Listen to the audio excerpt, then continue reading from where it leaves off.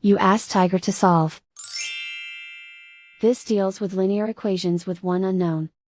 The final result is q equals -66/5. Let's solve it step by step. Move the negative sign from the denominator to the numerator. Swap sides. Isolate the q. Multiply both sides by 6. Group like terms. Multiply the coefficients.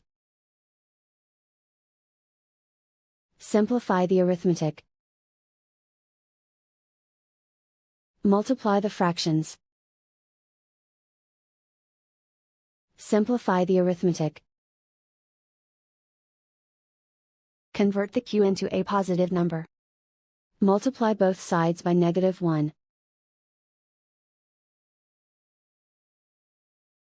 Remove the ones.